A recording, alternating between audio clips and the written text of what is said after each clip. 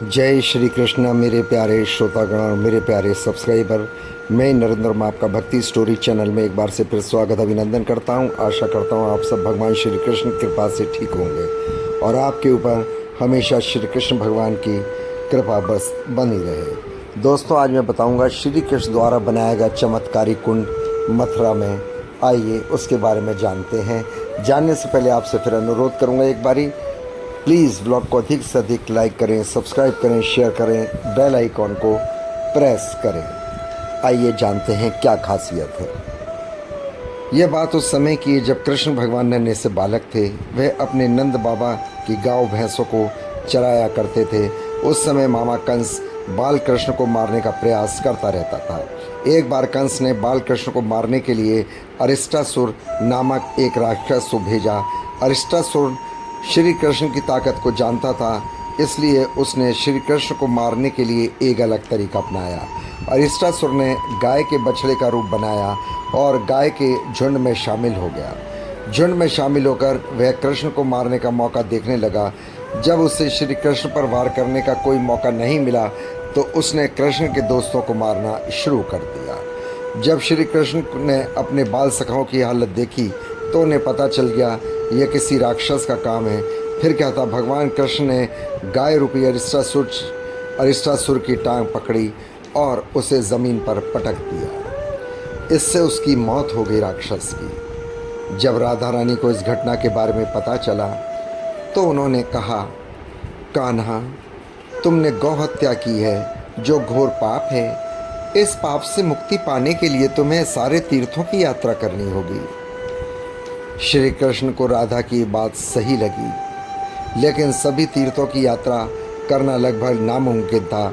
इस समस्या का समाधान पाने के लिए श्री कृष्ण नारद मुनि के पास पहुँचे और उनसे इस समस्या का समाधान पूछा।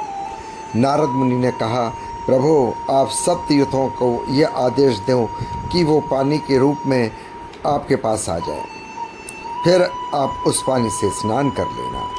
इससे आपके ऊपर से गौ हत्या का पाप उतर जाएगा। श्री कृष्ण ने ऐसा ही किया।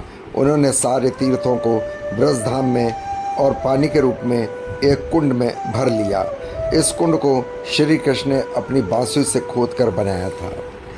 सभी तीर्थों का पानी बनाए गए इस कुंड में रख दिया गया और स्नान करने के बाद श्री कृष्ण के ऊपर से गौ हत्या का पाप उतर गया। ऐसा कहते हैं कि मथुरा से कुछ ही दूरी पर एक गांव है जिसका नाम अरिता है। इस गांव में आज भी श्री कृष्ण के द्वारा बनाया गया कुंड मौजूद है।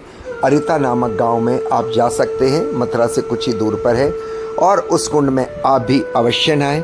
ये श्री कृष्ण ने स्वयं बनाया था, क्योंकि अरिष्टासुर गऊ का रूप में था और उन्होंने गऊ को मारा था, इसलिए भगवान पे गौ हत्या लगी थी।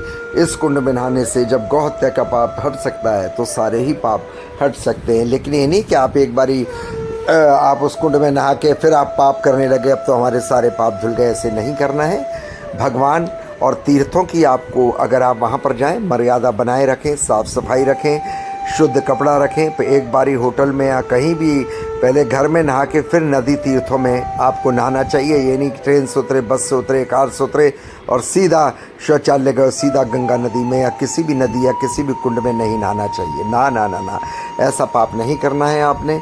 पहले आप शुद्ध होंगे कहीं, उसके बाद इन कुंड और इनमें नदियों में स्नान करना चाहिए। हाँ, कोई बहुत बड़ी मजबूरी है तो बात दूसरी है। आशा करता हूँ आपको पसंद आई होगी जानकारी जो दी है। प्लीज़ ब्लॉग को अधिक से अधिक लाइक करें, सब्सक्राइब करें, शेयर करें, बेल आइकॉन को प्रेस करें। I will request to YouTube also please viral my video.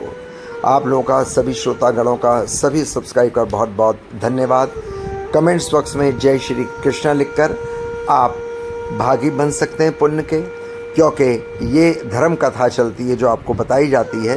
इसमें हम बड़ी रिसर्च करते हैं और भगवान से प्रार्थना करते हैं कि जो भी इस कथा को सुनता है उनके सभी पापों को दूर करे, खुशहाली भरे, खूब खुश रहें।